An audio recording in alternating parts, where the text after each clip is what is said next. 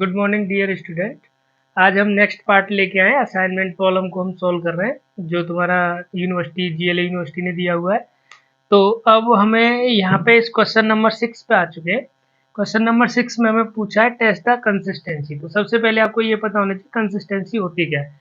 तो हम कंसिस्टेंट बोलते हैं जब किसी सिस्टम के पास सॉल्यूशन होता है तो कंसिस्टेंट होता है। अब सिस्टम में सॉल्यूशन नहीं होता है तो उसको बोलते हैं इनकंसिस्टेंट। और सिस्टम का सॉल्यूशन होने के लिए दो चीज होती है, या तो एक सॉल्यूशन रखेगा जिसको हम यूनिक सॉल्यूशन बोलते हैं, या इनफाइनाइट सॉल्यूशन रखता है जिसमें हम rank of A equal to rank of A B less than n बनाते हैं। अब देखो इस क्वेश्चन में हमें देखना है कि कंसिस्टेंट है या नहीं। तो पहले हम इसका मैट्रिक्स बना लेंगे, ए बी मैट्रिक्स बनेगी। इसमें हम क्या करते हैं कि कोफिशिएंट को 2, -1 और 3 सेमीकोलन लगा के बी कितना है 8। अब यहाँ पे देखो -1 2 1 और यहाँ पे सेमीकोलन लगा के 4 इक्वल टू सेमीकोलन में और एक्स वाई जेड को हटा देते हैं। तो ये कितना हो जाएगा 3 1 -4 और सेमीकोलन लगा के 0। अब नेक्स्ट काम हमारा क्या होता है, एलिमेंट्री ऑपरेशंस लगा के इसको हमें सॉल्व करना है। ठीक है, ये तीनों एंट्री को हमें जीरो, ये जो पोर्शन है इसको हमें जीरो बनाना है। ठीक है, फिर देखते हैं। तो हम देखें R1 में R1 प्लस R2 और यहाँ पे हमारा यहाँ 1 हो जाएगा। तो ये कितना आ जाएगा, देखो यहाँ से this is 1, this is 1 and this is 4 और ये कितना आ जाएगा 12 और यहाँ पे कितना आ जाएगा -1 2 1 और ये आ जाएगा 4 3 1 4 और -4 और 0। अब हमारा जैसे ही यहाँ पे 1 होता है इसके बाद हम क्या करते हैं कि इन दोनों को 0 बनाते हैं इस 1 की हेल्प से। तो हम क्या ऑपरेशन लिखेंगे, R2 में R2 प्लस R1 और R3 में R3 प्लस -3, क्योंकि ये प्लस का 3 है ऊपर प्लस है तो -3R1। तो ये मैट्रिक्स क्या बन जाएगी, अब पहली रो तो वही रहेगी क्योंकि पहली रो में कोई चेंज नहीं किया, 1 1 4 एंड दिस इज 12, ये 0 हो जाएगा यहाँ पे। और यहाँ पे दोनों को ऐड कर रहे हैं, दिस इज 3 और यहाँ पे ऐड करेंगे तो 5 एंड दिस इज 16 और यहाँ पे देखो 0 आ जाएगा, दिस इज 0 और यहाँ पे 3 -3 करोगे तो कितना आएगा, दिस इज 1 और -3 this is equal to 2 and यहाँ पे देखो कितना है -4 और ये कितना आ जाएगा -12 तो आ जाएगा -16।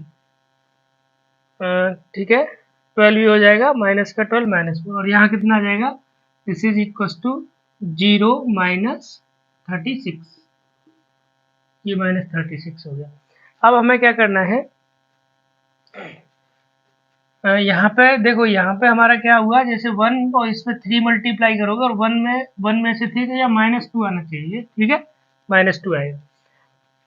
तो अब हम क्या करें कि यहाँ पे हमें 1 बनाना है, तो हम इसमें एक ऑपरेशन लगाएं R2 में R2 प्लस R3।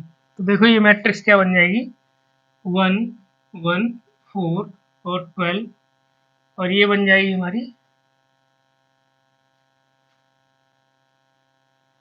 1 1 4 12 और ये कितना हो जाएगा 0। अब इसमें इसको ऐड करेंगे तो 3 में -2 ऐड करो 1 आ जाएगा और इसमें इसको ऐड करेंगे तो -11 आ जाएगा ये, और इधर करेंगे तो कितना आ जाएगा -12, माइनस नहीं 6 में से 6 जाएगा और 20 तो 20 बचेगा हमारे पास -20। अब ये कितना आ जाएगा 0 -2 -60 और -36। अब हमें क्या ऑपरेशन लगाना है, यहाँ पे इसको 0 करना है। तो R3 में R3 minus plus 2 times R2, तो ये मैट्रिक्स देखो 1 1 4 और 12 और ये आ जाएगा 0 1 -11 और -20 और ये आ जाएगा हमारा 0 0। अब यहाँ पे हमें दोनों को क्या करना है, 2 टाइम्स करके ऐड करना है। तो 22 और ये आ जाएगा -38। ठीक है, और ये क्या 40 और 40 में 30 तो 76। ठीक है, -76 क्योंकि ऐड करना था 2 टाइम्स करके। तो अब यहाँ से इसके बाद हम कुछ नहीं कर सकते क्योंकि हमारे पास ये तीनों जीरो आ गई और ये हमारा, तो रैंक ऑफ ए यहाँ पे देखोगे तो रैंक ऑफ ए कितना आया, क्योंकि ये नॉन जीरो, ये नॉन जीरो, ये नॉन जीरो, तो तीनों रो नॉन जीरो हो गई, तो rank of A equal to 3। अब रैंक ऑफ ए भी देखो, ए भी कितनी आएगी, क्योंकि जब ए की रैंक 3 हो जाती है तो हमने बताया कि रैंक ए और ए बी की दोनों की सेम होगी, क्योंकि ए की 3 हो गई तो ये तो नॉन जीरो रो ही बनेगी, तो इसकी भी 3 होगी और नंबर ऑफ अननोन भी कितने 3।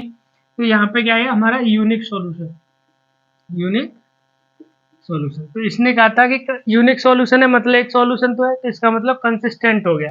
अब हमें बताना है कि इसका सॉल्यूशन होगा क्या। तो सॉल्यूशन के लिए तो अब सिंपल है, यहाँ पे देखो इसमें 1 1 4 0 1 माइनस 11 0 0 माइनस 38, और यहाँ पे हम क्या करते हैं x y z and this is equal to 12 minus 20 और माइनस 70। ये कितना आ रहा था यहाँ पे 76, ठीक है, ये यहाँ पर टाइपिंग 6 आना था, ये 6 आएगा 76, ठीक है। तो अब यहाँ से सॉल्व करोगे तो कितना आएगा, इस लाइन से सॉल्व करूंगा तो minus 38 z equal to minus 76। तो यहाँ से देखो जेड कितना आएगा, जेड इक्व टू 2, जेड की वैल्यू कितनी आ गई 2। अब यहाँ दूसरी लाइन में देखो, दूसरा क्या बोलेगा y minus 11 z equal to minus 20, तो जेड की वैल्यू 2 है तो y minus 22 equal to 20 minus का, तो इधर ये जाएगा तो ये प्लस का हो जाएगा, तो बाई इक्व टू 2, ठीक है। तो हमारा जेड भी 2 आ गया, बाई भी 2 आ गया, और यहाँ पे देखो x plus y plus 4 z equal to 12।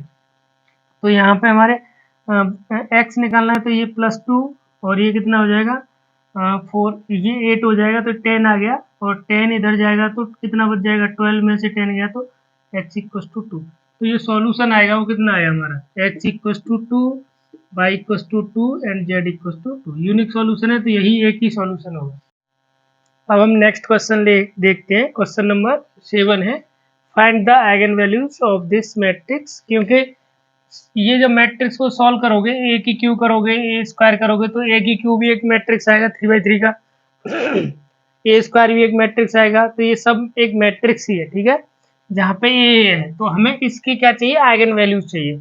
तो एक रिजल्ट होता है कि एक सपोज आइगन वैल्यू ऑफ ए क्या है, सपोज लेमडा है, तो ए स्क्वायर की आइगन वैल्यू क्या होगी, लेमडा स्क्वायर, और ए क्यू की आइगन वैल्यू क्या होगी, लेमडा क्यू, और ए स्क्वायर प्लस ए की आइगन वैल्यू क्या होगी, लेमडा स्क्वायर प्लस लेमडा।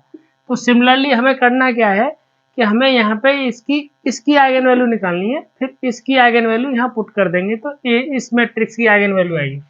तो ये देखो ये मैट्रिक्स ए हमें क्या दिया है, सबसे पहले हम करेंगे कि इसका ए माइनस लेमडा आई का डिटर्मिनेंट ये इक्वल टू 0, इसका मतलब ये करेक्टरिस्टिक इक्वेशन आ जाएगी।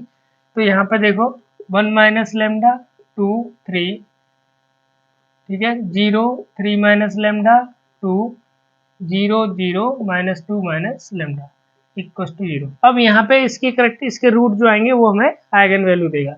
बट मैं आपको एक रिजल्ट बताता हूँ कि जब भी मैट्रिक्स हमारी लोअर ट्रेंगुलर है या अपर ट्रेंगुलर है, मतलब यहाँ पे इसकी जो है 0 आ रहा है, तीनों वैल्यू 0 है 3/3 के केस में, तो इसकी जो आइगन वैल्यू होंगी वो उसकी डायगोनल एंट्री हो जाती है। तो इसकी आइगन वैल्यू क्या हो जाएंगी हमारी, लेमडा की वैल्यू 1 3 और -2। कभी भी upper triangular lower triangular matrix है तो उसकी जो आइगन वैल्यू आप डायरेक्ट भी कर सकते हो, यहाँ से निकालोगे तो इसके करस्पॉन्डेंस खोलोगे तो 1 माइनस लेमडा आएगा। अब इसके करस्पॉन्डेंस तो ये आ जाएगा 3 माइनस लेमडा -2 माइनस लेमडा, और ये आ जाएगा इससे इसका मल्टीप्लाई करोगे तो 0। अच्छा फिर यहाँ 0 तो फिर कुछ भी आए 0, और यहाँ पे +0 तो ये 0। तो इसका मतलब ही वही है कि lambda equal to 1, lambda equal to 3 and lambda equal to -2। तो दोनों तरीके से हम निकाल सकते हैं। तो अब ए की eigen value 1 I, lambda I, तो ए क्यू की आइगन वैल्यू क्या होगी, तो ए क्यू की आइगन वैल्यू होगी 1 की क्यू, और इसकी आइगन वैल्यू क्या होगी 5a स्क्वायर, तो यहाँ पे भी 1 आ जाएगा, तो हर जगह 1 1 आ जाएगा। तो 4 लेमडा इक्व टू 1, इसकी आइगन वैल्यू ऑफ इसकी कितनी होगी, eigen value of 3a³ plus 5a square minus 6a plus 2i। अच्छा आइडेंटिटी की मैट्रिक्स की जो आइगन वैल्यू है वो हमेशा 1 1 होती है, क्योंकि ये तो आइडेंटिटी मैट्रिक्स क्या होगा 1 0 0 0 1 0 0 0 1। तो ये अपर ट्रायंगुलर, ये तो लोअर ट्रायंगुलर, तो इसकी डायगोनल जो एंट्री है वही हमारी आइगन वैल्यू है। तो यहाँ तो ऑलवेज 1 आएगा, तो कितना आएगा देखो 3 इंटू 1 क्यों करोगे तो 1 प्लस 5 माइनस 6 प्लस 2, तो ये आ जाएगा हमारा 5 है। तो 5 ये कितना आ जाएगा 5 और 5 10 10 माइनस 6, तो कितना आ जाएगा इसका, यहाँ पर 3 आ जाएगा। दिस इज 5 8 8 में से 2 और 2 प्लस 4, तो इसकी पहली आएगी इसकी 4। तो अब हमें लेमडा 1 के लिए कितना आ गया 4। अब लेमडा इक्वस टू -2 के लिए निकालते हैं। तो -2 के लिए कितना आएगा आइगन वैल्यू ऑफ, इस मैट्रिक्स में हम क्या करेंगे 3 इंटू एक ही जगह पर कितना आएगा -2 का क्यू, तो -8 प्लस 5 ए स्क्वायर इंटू 2 का स्क्वायर, मतलब ये कितना जाएगा 4 -6 इंटू -2 प्लस 2। तो इसको सॉल्व करेंगे तो कितना आएगा देखो 8 -24 और ये आ जाएगा +20 और +12 और +2। तो इसको जब सॉल्व करोगे तो कितना आएगा देखो, दिस इज -24 ये है और बाकी सब प्लस है, तो ये आ जाएगा 34, तो ये आ जाएगा 10। तो 2 के लिए कितना आ गया -2 के लिए 10। सिमिलरली लेमडा इक्वस टू किसके लिए निकालना है हमें 3 के लिए।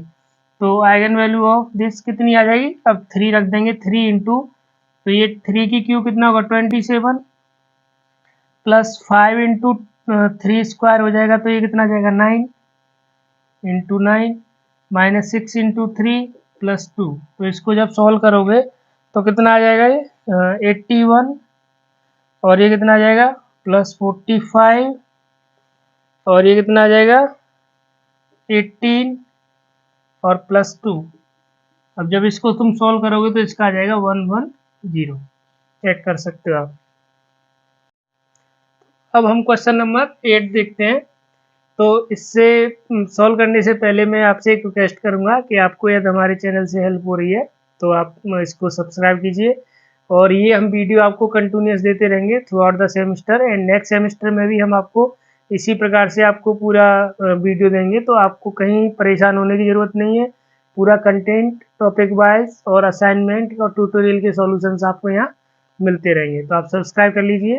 तो अब मैथमेटिक्स में आपका जो बैक का डर है वो खत्म हो जाना चाहिए। तो अब ये क्वेश्चन क्या कह रहा है देखो, सो दैट द मैट्रिक्स, ये मैट्रिक्स दी है, has less than 3 linearly independent eigen vectors and also find them. तो लीनियरली इंडिपेंडेंट को थोड़ा सा भी ये कंफ्यूजिंग है। कंफ्यूजिंग क्या, आपको डेफिनेशन नहीं पता, इसमें एक डेफिनेशन होती है, बट आपका मतलब आइगन वेक्टर आपने पढ़ा हुआ है, तो हम आइगन वेक्टर निकालते हैं और आइगन वैल्यू निकालते हैं, फिर हम इसको बताएंगे कि ये लीनियरली इंडिपेंडेंट लेस देन 3 का क्या मतलब दिया हुआ है। तो सबसे पहले हम आइगन वैल्यू के लिए क्या लेके आएंगे, आइगन वैल्यू के लिए हमें कैरेक्टरिस्टिक इक्वेशन फाइंड है। कैरेक्टरिस्टिक इक्वेशन क्या होती है कि डायगोनल पे हम लैम्डा घटाएंगे और उसका डिटर्मिनेंट सॉल्व करेंगे। -2 -3 minus lambda -4 3 5 7 minus lambda equal to 0, ये कैरेक्टरिस्टिक इक्वेशन आ जाएगी यहाँ से। तो अब देखो इसके करस्पॉन्डेंस इसको खोलते हैं, तो 3 माइनस लैम्डा और यहाँ पे कितना आ जाएगा -3 माइनस लैम्डा और ये आ जाएगा 7 माइनस लैम्डा माइनस -4 और ये कितना हो जाएगा -+20। अच्छा, अब हम -10 के करस्पॉन्डेंस खोलेंगे तो कितना आएगा, देखो इसका जब हम इसके करस्पॉन्डेंस खोल रहे हैं तो ये दोनों चले जाएंगे ये, तो इसका इसके साथ, तो माइनस कितना हो जाएगा 14 और ये हो जाएगा +2 लैम्डा 2 लैम्डा, इसका इसके साथ होगा तो प्लस का कितना हो जाएगा +12, ठीक है। अच्छा प्लस, अब +5 के करस्पॉन्डेंस खोलेंगे तो कितना आएगा, तो ये चला जाएगा तो इसका इसके साथ तो -10 और इसका इसके साथ करोगे माइनस के साथ तो ये आ जाएगा प्लस का 9 और प्लस का 3 लैम्डा इक्वल टू 0। बस इसको सॉल्व करना है। अब जैसे कुछ वीडियो कुछ देखते हैं, जैसे कुछ बुक में इसको ना हम ट्रेस करके, और वो एक फॉर्मूला होता है lambda Q minus this is trace of A into lambda square, मतलब ट्रेस ऑफ ए का मतलब सम ऑफ डायगोनल एंट्रीज, प्लस यहाँ पे आता है हमारा कि इसके माइनर्स का, इनके माइनर्स का सम होता है A11 plus A22 plus A33 into lambda और minus determinant of A equal to ये भी फॉर्मूला बहुत सारे लोग यूज करते हैं। बट आपको क्या इसमें प्रॉब्लम क्या आती है कि एक तो ट्रेस निकालना, फिर इसके माइनर्स निकालना और इसका डिटर्मिनेंट, इसमें कई सारी चीजें निकालने को होती है। तो यहाँ पे हमें एक प्रॉब्लम होती है कि क्वेश्चन कहीं गलत ना हो जाए। यहाँ पे आपको आसानी क्या है कि देखो इसमें आपको डिटर्मिनेंट तो निकालना ही निकालना है, तो हम डायरेक्ट ही डिटर्मिनेंट निकाल लेते हैं। तो हम ये फॉर्मूला कम प्रीफर करते हैं ताकि हमें, क्योंकि डिटर्मिनेंट निकालनी है तो एक ही बार जब लैम्डा के साथ डिटर्मिनेंट निकाल दो तो बात एक ही, वो आसानी पड़ेगा। तो अब हम इसको वहीं से सॉल्व करते हैं। तो यहाँ पे देखो कितना आएगा, ये 3 माइनस लेमडा, इसको जब मल्टीप्लाई करूंगा तो देखो कितना आएगा मेरा -21 माइनस 7 लेमडा, और ये आ जाएगा +3 lambda plus lambda square plus 20। ठीक है, अब ये 20 तो ये कितना आ जाएगा हमारा माइनस का 1 बचेगा, तो इसको हम -1 लिख देते हैं। अच्छा, अब ये देखो -10, ये कितना हो जाएगा 2 lambda, this is 2 lambda minus 2 बचेगा। ठीक है, और ये आ जाएगा हमारा 5, और ये कितना बचेगा 3 लेमडा माइनस 1 इक्वल टू 0। अब इन दोनों को सॉल्व कर लेते हैं। तो देखो 3 माइनस लेमडा, ये कितना आ जाएगा lambda square minus 4 lambda minus 1, अब माइनस 2 कॉमन ले लेंगे तो 20, ये 10 का मल्टीप्लाई है 20 लेमडा, ठीक है, प्लस दिस इज 20, इसका करेंगे तो 15 लेमडा माइनस 5 इक्वल टू 0। इसको सॉल्व करोगे तो देखो 20 लेमडा ये है और 15 लेमडा ये है और -5 है 20, तो ये यहाँ पे मेरा सॉल्व होके आएगा। यदि मैं इसको एक बार और लिखता हूँ, 3 minus lambda lambda square minus 4 lambda minus 1, ये इसके साथ हुआ माइनस, अब ये देखो 20 लेमडा तो ये आ जाएगा -5 लेमडा, और ये आ जाएगा हमारा +5 इक्वल टू 0।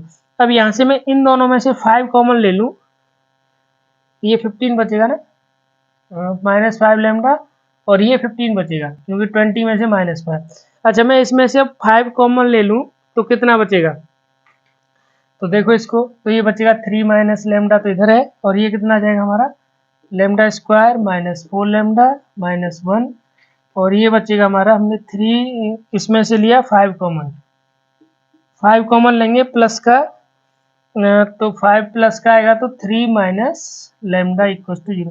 3 माइनस लेमडा यहाँ पे भी है, 3 माइनस लेमडा यहाँ पे भी है, तो ये आएगा देखो 3 माइनस लेमडा कॉमन आ जाएगा। अब पूरे में से lambda square minus 4 lambda minus 1 plus 5, अब +5 ये कितना हो जाएगा 4 हो जाएगा इक्वल टू 0।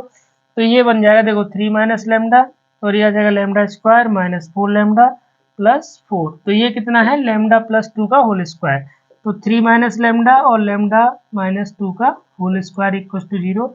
तो जो आइगन वैल्यू हमारी कितनी आई, लेमडा इक्वल टू एक तो 3 आ जाएगी यहाँ से और एक आ जाएगी 2 और 2। अब हम देखते हैं कि आइगन वेक्टर इसके करस्पॉन्डेंस, हमारी आइगन वैल्यू क्या क्या आई है, हम यहाँ लिख देते हैं लेमडा इक्वल टू 2, 2 और 3।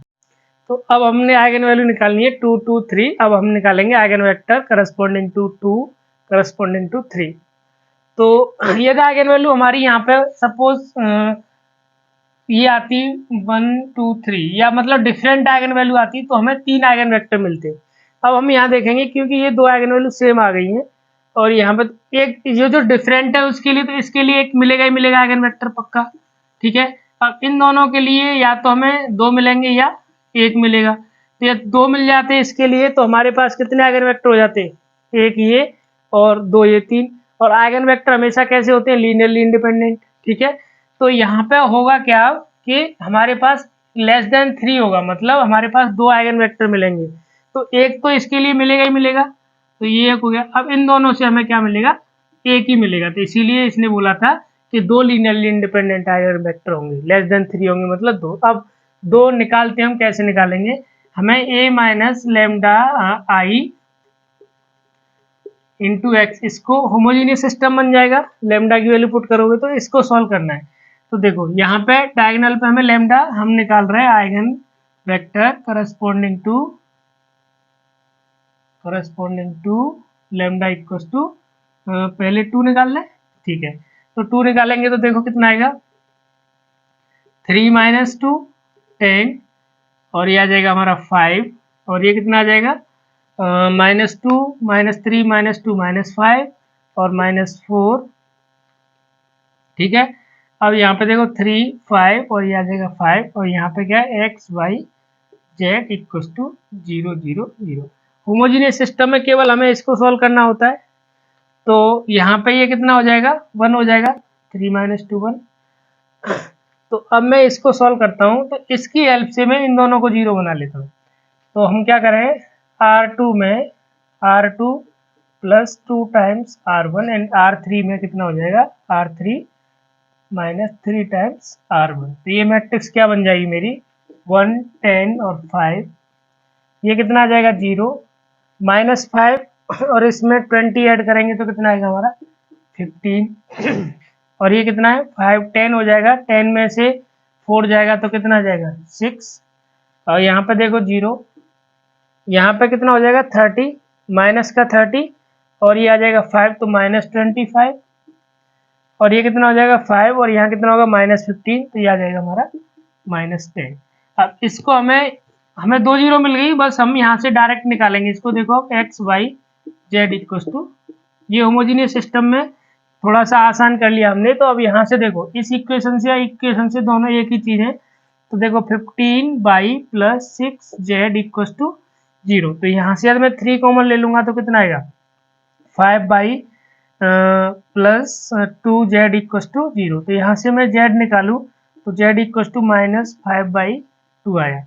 अच्छा, मैं इससे भी निकालूँ तो देखो सेम ही आएगा -25 बाई -10z इक्वल टू 0। तो यहाँ से देखो इसमें से 5 कॉमन ले लें तो कितना आएगा -5 कॉमन ले लें, तो -5 कॉमन लेंगे तो 5y plus 2z equal to 0। तो -5 इधर चला जाएगा तो ये सेम ही आएगा, यहाँ से भी सेम ही आएगा। ठीक है, तो एक यहाँ से आ गया।